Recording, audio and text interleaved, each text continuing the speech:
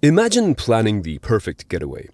Your dream vacation booked down to the last detail, only to be met with skyrocketing prices, unavailable flights, and sluggish websites. It might not just be high demand or bad luck. Behind the scenes, an invisible army of bad bots is wreaking havoc on the travel industry. These automated tools are manipulating prices, stealing loyalty points, and even blocking real passengers from booking seats, all while draining the resources of airlines, hotels, and travel agencies. In this episode, we dive into the hidden war that bots are waging against travel and why it matters to every single traveler, including you. I'm Steve Prentice, and this is the Thales Security Sessions podcast.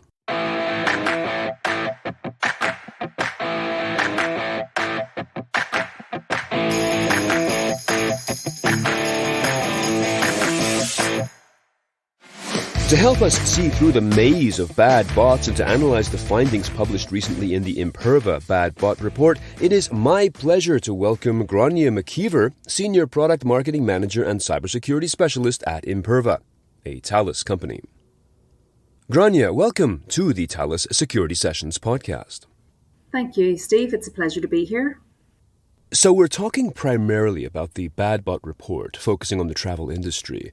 And there's a lot of information in there, and again, some surprises, not only with the uptick, for example, in travel, but also some of the things that have gone down somewhat. So based on the questions you have chosen to go with, we'll just start with the big picture. What, in your opinion, Grainne, is the reason why the travel industry has become the number one target for bot attacks in 2024? Sure. When I think of travel, I think of bookings. All of those bookings, those transactions that people are making, the systems they have to use, the systems the companies in the travel industry have to use to make their, whether it's flights available, hotel rooms, it's just a massive landscape for bot attacks, and it's getting bigger. Bots thrive in the travel industry, and I think with AI coming into the equation, we're just seeing more and more attacks. In 2024, we saw 27% of all bot attacks on our customers were targeting the travel industry, and that's up from 21% in the previous year. So it's a massive jump, and it's the first time that the travel industry has overtaken retail as the top targeted industry for bot attacks. Does this coincide with, let's say, more people traveling because we are sort of hopefully, out of the whole COVID thing and people are just doing more? Or do you think that it's organized cybercriminal gangs that are focusing on specific industry verticals, for maybe as part of a strategy? I would say it's a combination of both of those things plus other things. I mean, there's a wide range of reasons why bot attacks happen. It can be because there are more and more travel platforms starting to pop up. And also, bot attacks are just easier to launch nowadays with the AI tools that are available. So a combination of all of those factors, plus a few more thrown in for good measure. It's definitely something that we see where prices are skewed and metrics are skewed as a result of the volumes of bot traffic that are being sent to travel websites. And this makes it difficult for travel companies to forecast, plan their pricing strategies, and to just plan ahead for the future. Also, with regards to the uptick, the Imperva report notes that there is a shift from advanced bots to simpler ones. So it may be an obvious question, but why are we seeing this trend down to a more simple approach? And what are the implications that travel companies need to take in when looking at this data? Yeah, well, that's a really good question. We have seen an increase in the number of simple bot attacks targeting the travel industry. As I said before, AI is definitely playing a part in this. What it's doing is lowering the barrier to entry for attackers. So where before you would have had to have some technical skill set to enable you to develop the rules for a bot attack, now AI tools are making that easier for low-skilled attackers to launch an attack. So we're seeing more simple bot attacks as a result of that, and possibly less advanced, more complex bot attacks. And this is causing a problem for the industry because it's attacks like scraping, which may not sound serious to some, but it is causing a real problem to the industry because scraping causes a number of issues. The pricing data is going to be scraped. It's going to cause bandwidth issues. It also impacts your computing costs, if there's a lot of traffic being sent to your sites to scrape. Also, bots as a service is a thing. That's something that also lowers the barrier to entry because it makes it very inexpensive for attackers to launch an attack, whereas before it may have cost them quite a lot of money and time to put this effort in. They may not have bothered. Now they've got these bots as a service tools, these AI platforms, and it's just a lot easier for them to do this and to come back and try again and again. Whereas before, if they weren't successful the first time round, they may not have bothered and they may have gone off and targeted somebody else. But now they can keep coming back and trying again, which is why we're seeing the volumes going up. So when you, just for definition's sake, when you talk about a simple bot versus the more complicated ones, you mentioned scraping a moment ago. Are there other categories within the sort of the simple bot area? And how does this compare against more complicated projects? What we can say is that simple bots are usually the known signatures, the known attacks that traditional security methods will be able to block. Then you've got your more advanced. So if a travel company has security measures in place, they may be able to block some of those attacks, but they wouldn't be able to block the more advanced and complex bot attacks. If they don't have any security measures in place, those simple bots are going to cause them a problem because they're going to be getting in and infiltrating and targeting all sorts of things like their APIs and scraping their pricing. But the simple bots are usually the lower level known attacks that would be easier to mitigate. And so what are the other implications to the travel industry? Clearly, in terms of price scraping and so forth, we have some obvious threats here. And like many other industries, it is facing a lot of uncertainty economically in this era for many, many reasons. But what do you also see as further implications for the travel industry based on these kinds of bot attacks? The bot attacks are causing them problems in so many different ways. Their look to book ratio being skewed, that's a forecasting measure they use within the travel industry. So if that has been skewed and impacted by bot attacks, they can no longer use that as a measure, as I said, for planning their pricing. I think the ratio is the number of looks divided by the number of actual bookings. So for example, if you have 10,000 searches for a flight seat and only 100 purchases, it's, I think, 100 to 1. And they measure that ratio. The higher that ratio is, means there's something off kilter, there's something not right. And the biggest problem is bot traffic is causing that issue.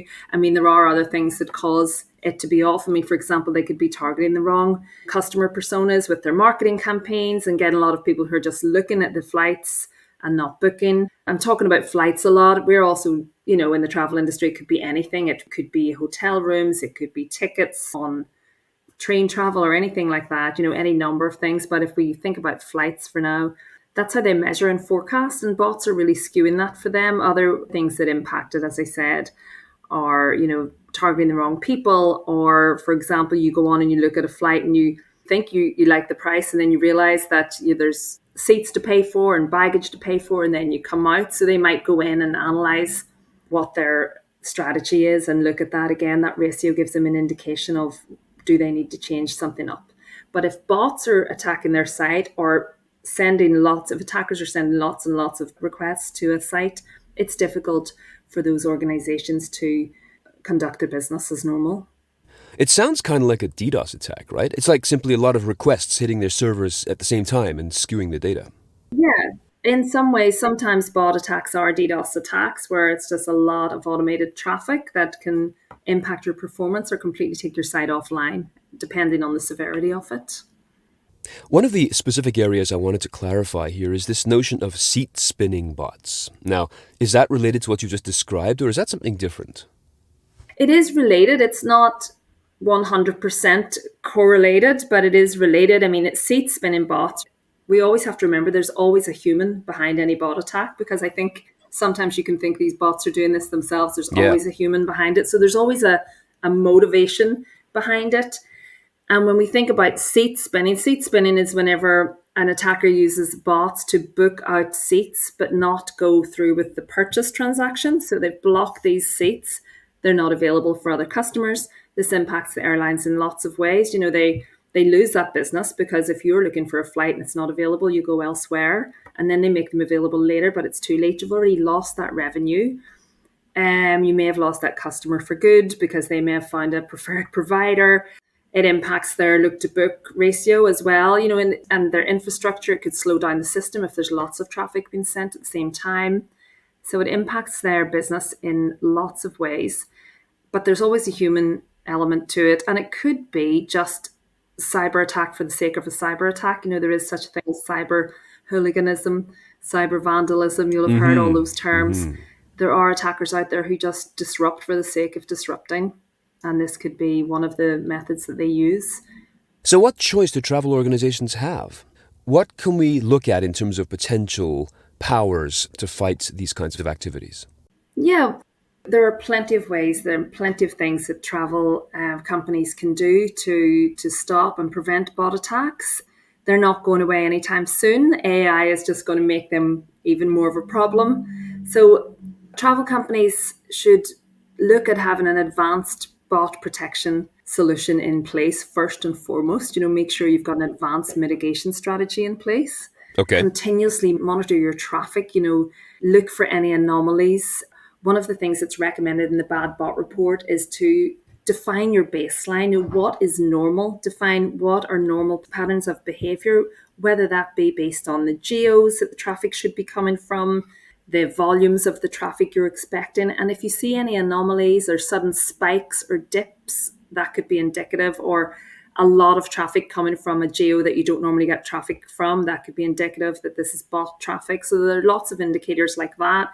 Use behavior analysis, use your AI detection tools to monitor for that sort of behavior, machine learning, to define and detect whether the traffic is human traffic or good bots, or is it bad bots out to conduct something malicious.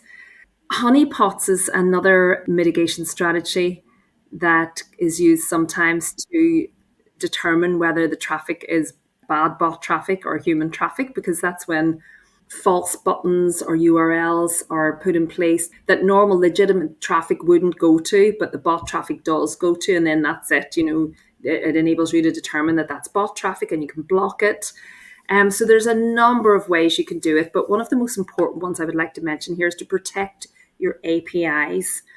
Travel companies rely heavily on APIs. They work a lot with aggregators.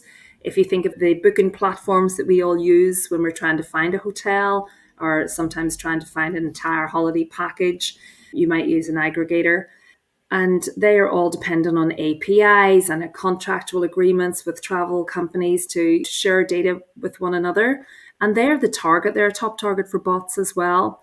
So when we think about all of these tactics and techniques that the bots are using to bypass detection, they're trying to get somewhere by bypassing all of those detections, and they're trying to reach your APIs and your applications. They're trying to get where the value is, where the data is, and where they can cause as much disruption as they can.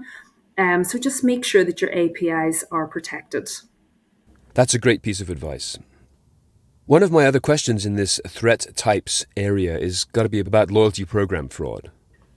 Well, preventing loyalty fraud is a big issue for travel companies. So we've got the seat spinning problem, we've got the skewed metrics problem, the scraping, and then we've got this account takeover issue where attackers use bots they use automation basically to try and get at your accounts. So one of the things organizations can do to protect against this sort of attack is to protect their most critical paths, their login screens, anywhere where a transaction is executed, and use multi-factor authentication. Make sure you've got the right authentication measures in place. Use behavior analysis to detect any anomalies, as I mentioned before, that might indicate that this is bot traffic and not human traffic.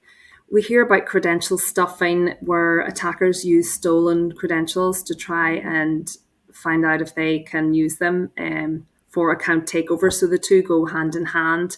So when you hear about companies had a data breach, often those credentials are stolen and used then in account takeover attacks elsewhere.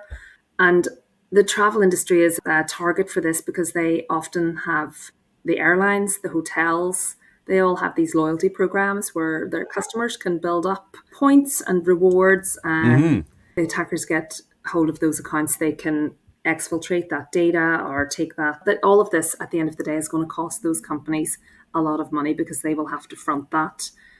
So yeah, look out for those anomalies and spikes, baseline your traffic patterns and use multi-factor authentication where you can.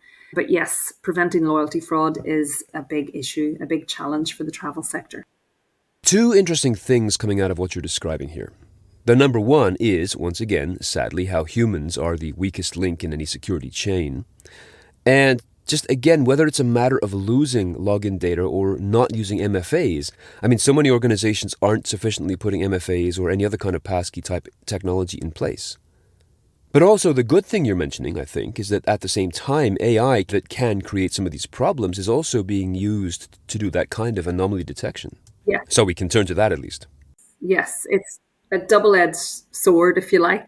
The attackers can use AI to make it easier for them to launch a bot attack, but organizations within the travel sector and any other sector for that matter can use AI and machine learning to help improve their detection capabilities. Certainly, yes, yeah. It's definitely an advantage.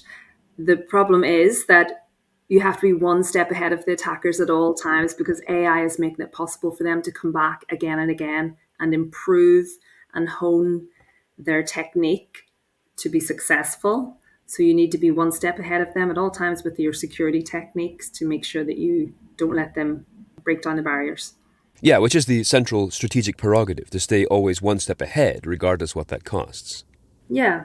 It's kind of like, to mangle metaphors for a moment, that you've got a double-edged cat and mouse going on here, and this is always one thing after the other.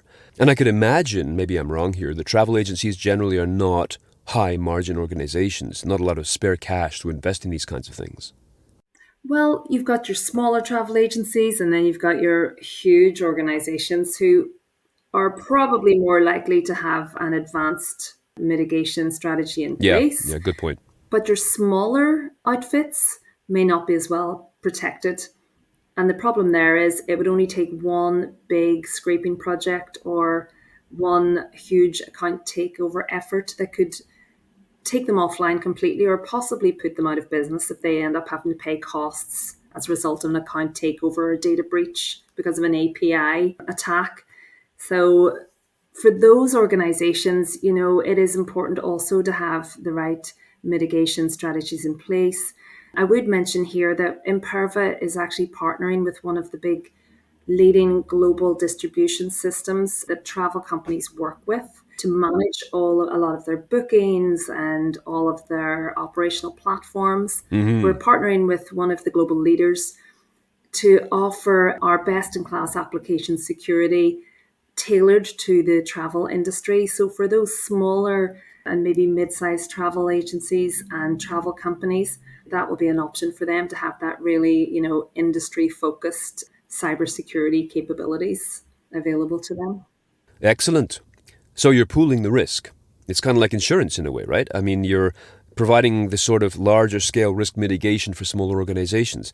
Well, we're partnering with one of the leading global distribution systems, and they're offering this as a service that these companies can avail of if they decide to. Yeah. But it means that there is, if they don't have any protection in place and they use that GDS, that global distribution system, they can decide whether they want to avail of that protection or not. Yeah. It just gives them the opportunity to consider it, whereas a smaller player who isn't using a GDS, I don't even know if that's possible within the travel sector, but they would be more at risk, I would say, from a bot attack because they wouldn't be protected.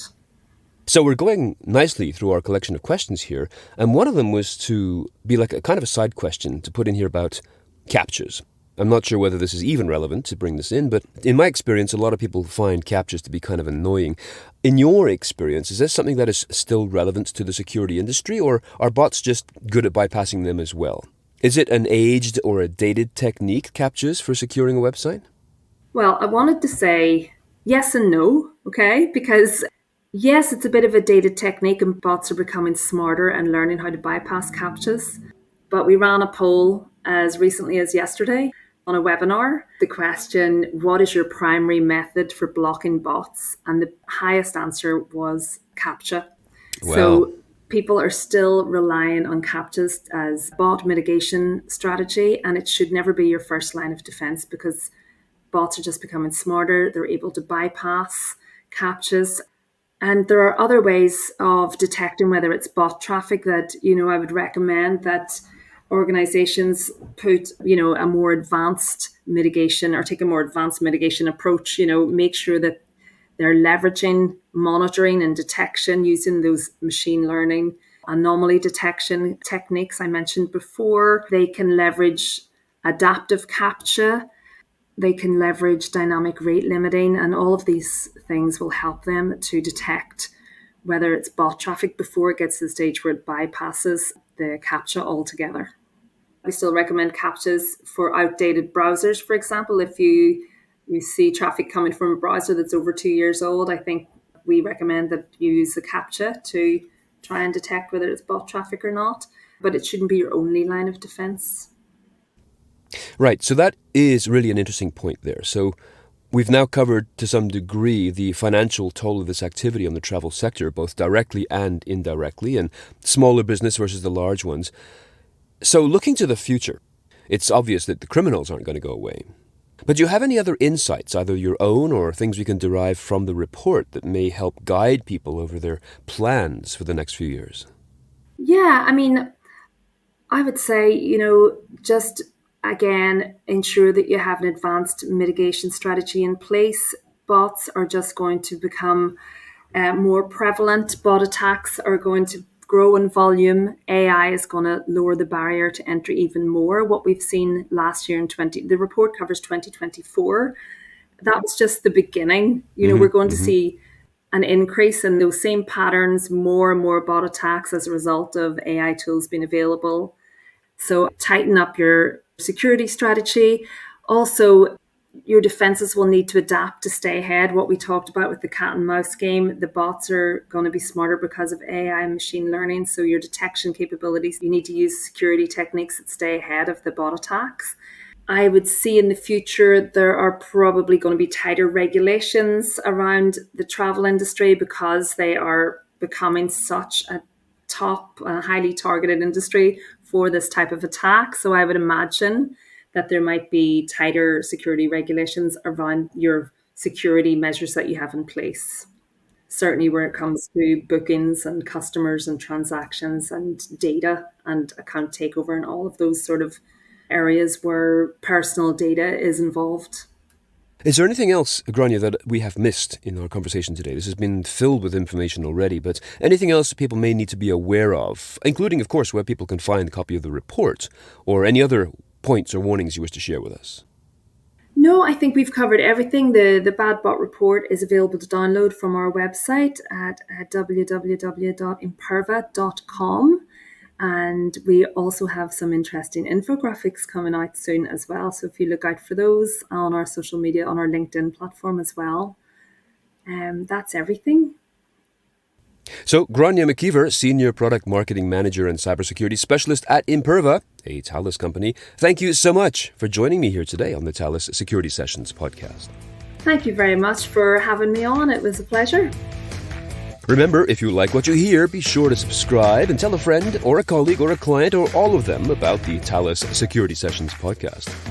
We will be back again soon with another episode and another discussion on the topics that you need to know about to successfully carry on in the business of information security.